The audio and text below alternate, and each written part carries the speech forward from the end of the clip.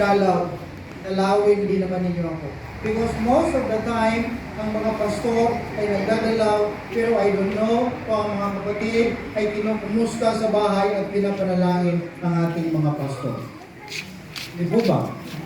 Okay, so mga pastor din ito na may kahinaan, mga pastor din kami na may mga suliranin. Imagine ninyo kung hindi tutulungan ito ng ating mga elders at mga opisyales ng iglesia. Ilan kayo lahat dito? Lahat, kumbaga may mga suliranin. Kapag dinalaw ay may mga suliranin. At ang pastor ay isa, matitikbak ng maaga ito pag hindi ninyo tinutulungan ito. Pastor natin. Sabi ni Ellen White, kinakailangan ng mga kapatid ay suportahan ang pastor. Nakalimutan ko lang kung saan ko nabasa kay Ellen White. Sapagkat pag hindi, madali silang mamamatay. May pamilya pa sila. Right? Ang aming namahal mga kapatid, kapag ang pastor ay hindi na ulitin ko, nakakadalaw, merong may karamdaman marahil, ay dalawin ninyo siya. At alam ko, nasusuporta kayo at mamahalin ninyo ang mag-asawang ito, Pastor Mrs. John Hinanda, mga kapatid ko. Sa tingin ko sa inyong mga mukha ngayon, ay hindi kayo magsasawang sumuporta. At sama-sama kayo, tayo nagagawa sa gawain. Hindi para panghinain ang ating iglesia, kundi ito ay para maging malakas at matibay. Pastor Aaron, thank you so much sa iyong paglilingkod, ma'am, sa inyong paglilingkod dito sa distrito nito. And I hope na sa iyong panibagong paglalakbay din sa bagong distrito mo at in-install mo na yata kagabi. Yan, ay patuloy na kayo ay maglingkod ng buong katapatan at ng walang pag-iingo. Pastor John Hinanda, ikaw ay mamumuna sa kanila. I hope din ang iyong pag-ibig, ang iyong pagmamahal, ang buong sikap, na kung paano ang mga kapatid na ito ay madala sa mas mataas na antas ng paglilingkod at pananampalataya sa Panginoon sa iyong abot na makakaya sa tulong ng Panginoon at Banal na Espiritu ay gawin mo ang iyong makakaya. Mahal na Pastor. So, at least, mga kapatid, narito si Pastor Hinanda at siyempre narito din si Pastor Harold. Paalam na ba siya? Wala pa, mamaya pa. Okay. So thank you so much. Once again, I would like to introduce to you ang inyong pastor mula ngayon hanggang 2030. Pero sabi ko, magagawin na lang natin 3 years. Diba? Kasi mahaba na rin masyado.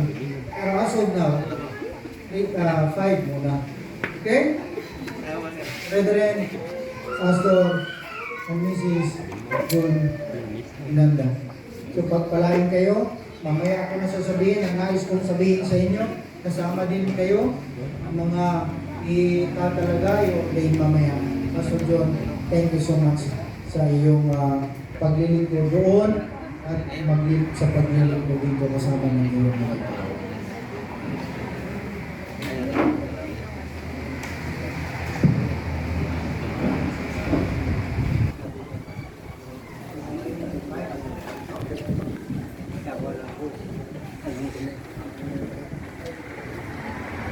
Ako po ay dumating dito noong 2022.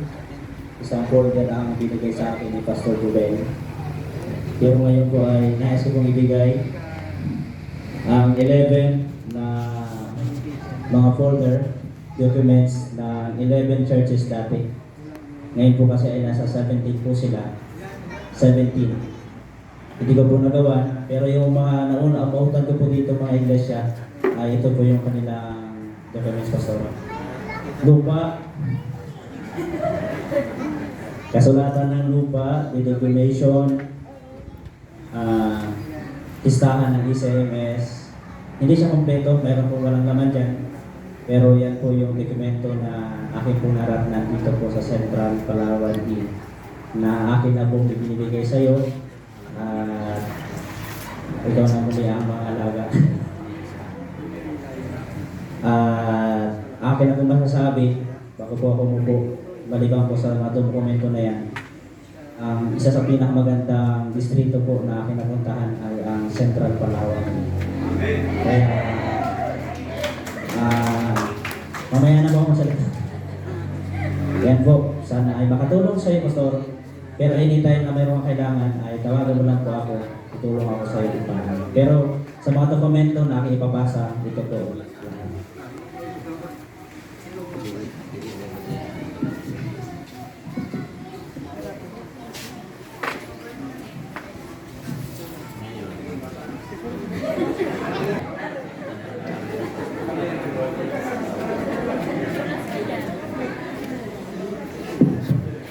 Yan.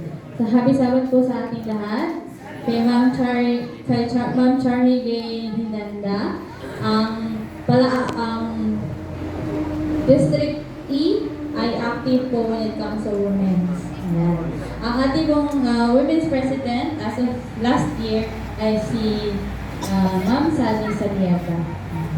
And ang women's po, ang brethren ng District E ay supportive po when it comes sa gawain. So, pag pinagpatawag ka ng family camp or last year kami po ay nagkaroon ng renewal of vows. And most of our brethren ay lahat po sila naka-attend. Sino po ang naka-attend? Yan. So, dahil po sila ay very active sa gawain ng district. And Ma'am Gay, akin pong i-endorse sa'yo ang women's. Yan. Women's lang kasi hindi pa ako magaling sa children's. Yan. So when it comes to children's, I know mga kapatid, si Ma'am Gay po ay magaling sa kabataan. I know po last year, pinaplano na ang children's dito ay gustong magkaroon ng ukulele. Ito na po ang pagkakataon. Dahil si Ma'am Gay po ay magaling when it comes to instrument. So, kung gusto po ninyo na matuto ang inyong mga anak, Kulang sa loob ng iglesia. Maraming salamat sapagkat kami ay inyong kilala. Dakilang Diyos, narito ang mga ligang ng iglesia. Panginoon, handa silang maglingkod at nananapos mo na maglingkod, may katapatan, may pagpapakumbaba, at lalo titihin ng mulang pag-ibig. Narito ang mga deacons and deaconesses, ang mga elders, ang mga opisyalis ng iglesia na nagtatalaga din sa inyo ng mga sana sa kanilang paglilingkod at ilang tulungan sila, i-equip sila, ipagkaloob sa kanila ang kanilang pangangailangan. Maging halimbawa sila sa paglilingkod. At habang sila ay naglilingkod sa inyo, tulungan din po na ang kanilang pananampalataya ay lalong magiging matatag at matibay sa inyo. At maging halimbawa sa mga kapatiran. Pagamat hindi perfecto, subalit nakitaan sila. Sila ay nagsisikap sa tulong ng Banal na Espiritu na magkakaroon ng pagkatapat sa inyong paglilingkod. Narito ang mga Japanese. Equip sila, palain sila, kasama ng kanilang mga pamilya. Narito rin ang mga Jacob ng Panginoon na sila ay willing na maglingkod sa inyo, na sila ay willing na gampanan ang gawain na inatang niyo sa kanila, na meron kasiyahan sa kanilang mga puso. Narito lalo tigit ang mga elders sa Diyos, na sila ay magtatanggol ng inyong iglesia sa anumang bagay, sa sino man na maaaring magbigay ng threat sa loob ng iglesia. Bigyan sila ng katalinuhan, bigyan sila ng kalakasan, pagkaloob sa kanila, dakilang Diyos ang kanilang pangangailangan. Narito din ang mga isyalis ng ibang isyalis ng iglesia. Nagtatalaga din sila ang kanilang mga sarili sa inyo sa paggawa ng Diyos. Arinawa na sa pagsasama-sama nila, pagampanan ng gawain na hindi para ang iglesia ay magkakatihati, hindi para ang iglesia ay hindi magkakaintindihan, kundi narito sila na mayroong iba't ibang mga kakayanan na pinagkaloob ninyo para paggamit nito sa kanya-kanyang mga gamit at kaalaman sa ikatatagay ng inyong iglesia. Nawa ang inyong patuloy at pagkakaloob ng kalakasan at buhay na igawad sa kanila. Narito rin ang mga kapatiran ng Panginoon. Sila ay saksi sa pagtatalaga ng aming mga kapatiran. Ang kanilang mga opisyalis ng Iglesia. Arinawa na patuloy silang idalangin ng aming mga kapatiran upang sa ganun magiging lalo tigit mayabong ang kanilang paglilingkod na madala nila ang mga kapatiran sa mas mataas na antas ng paglilingkod ng Diyos. Narito rin si Pastor June na inyong itinalaga sa distrito nito. Nawa, tulungan din siya, i-equip siya, bigyan siya ng mga pangangailangan, ng mga tools na kailangan niya sa paglilingkod na maging matatag ang iglesia nito. Ang distrito na ito ay inyong itinagagalaw sa inyo. Pero hindi naman si Pastor Harold sa kanyang bagong distrito. Panginoon, mahimok naman niya sa tulong ng mga kapatiran sa pagkakaisa at kalagigil sa pagbibigay ng mga pabalita para sa iba. Dakilang Diyos, kami na mga ordinadong mga elder, mga dek, amin pong itinataas sa aming mga kamay sa aming mga kapatid na ito. Na ito ay silbi ng pagdaloy ng inyong banal na Espiritu sa kanila. Ng pagkaloob sa kanila ng banal na Espiritu. Na maging matatag sila. Na maging masunurin sila. Na maging uliran sila. Ito ay simbolo ng pagkakaloob ng kapangyarihan, lalo tigit sa pangunguna sa loob ng Iglesia. Maraming salamat po dakilang Diyos sa pagtatalagang ito ng inyong mga elders, ng inyong mga deacons, ng inyong mga deaconesses, at ng inyong opisyalis ng Iglesia, na mapangunahan nila ang Iglesia tungo sa kaayusan, tungo sa pananampalataya, at kami sama-sama makarating sa tahanan ng inyong sa bawat isa sa amin. Marami pong salamat sa inyong pangako na hindi niyo sila iiwan, pababayaan man, sapagkat kayo ang aming Panginoon na hindi nagbabago hapon ngayon magpakailanman. Marami pong salamat sa pangalan ni Jesus. Amen. Okay. Thank you so much sa inyo. And God bless. Yung inyong mga doon. Okay.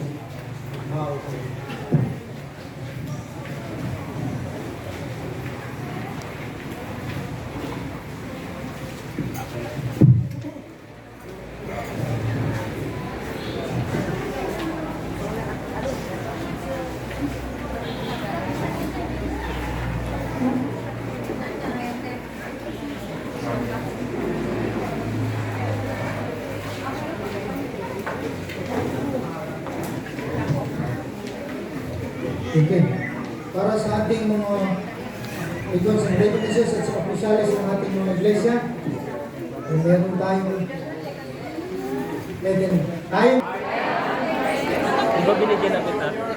elected us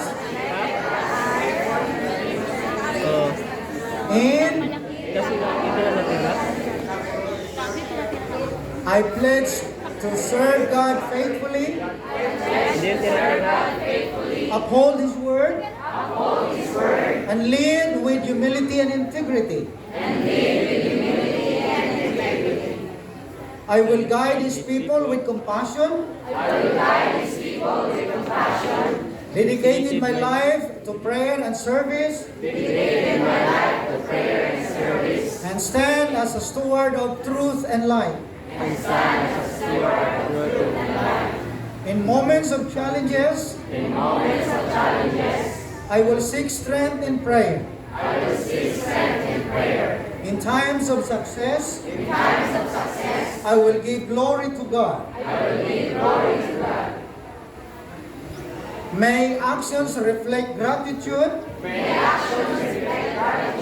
justice, and love, so that through my service, others may see the light of faith,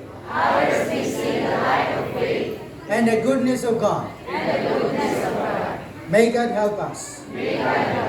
Amen. So thank you so much. Pwede na po kayong bumalik sa inyong inupuan at ating pong i-award ang certificate of ordination to our elders.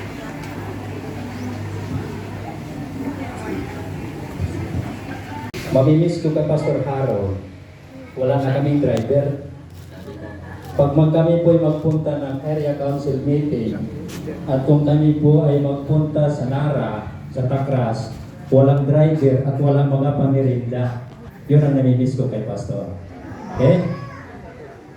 Pangalawa, ang namimiss ko kay Pastor, mga kapatid, pag iangkas mo sa motor, magaan. Hindi siya mabigat. Mabigat siya? Okay. Pero, Pastor, good luck po at God bless sa iyong bagong destination. At alam ko na doon sa lugar na iyong pupuntahan, ikaw ay tatangkad ang iyong pananampalataya. At lalago ang kanyang paglilingkod. Okay? So ngayon kay Pastor John Inanda. John namatay. Maraming salamat Pastor sa pagtanggap sa Aburlan District. Nawa mapagtsagaan mo ang mga elders na mapukulit. Si Cruci. Yan. Number 1 po yan. Pangalawa,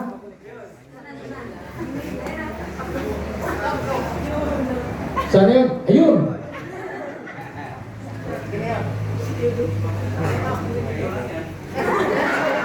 Yan. Mga makulit yan. Except sa akin, mabait ako, Pastor. Yan. Pero good luck, Pastor, dito sa Aburlan District. At nawa dito sa Aburlan ay tatangkad ang inyong pananampalataya at lalago ang inyong paglilingkod. Pero malaki ko, Pastor, si Pastor Harold ay nung siya pumunta po rito ay makapal pa yung ano niya. Pero ngayon konti na lang dahil sa busy maraming gawain sa Aburlan. Okay? Hindi dahil sa problema, kundi dahil sa gawain sa Aburlan. So welcome po sa Aburlan District at nawa sa pagsama-sama po natin ng 5 years, Pastor. Kami magsasama. 5 years, no? Pagtsatsagaan mo kami ng mahabang tisi ang iyong pasensya, lalo tigit yung kalbo na yan. So, good luck po, Pastor.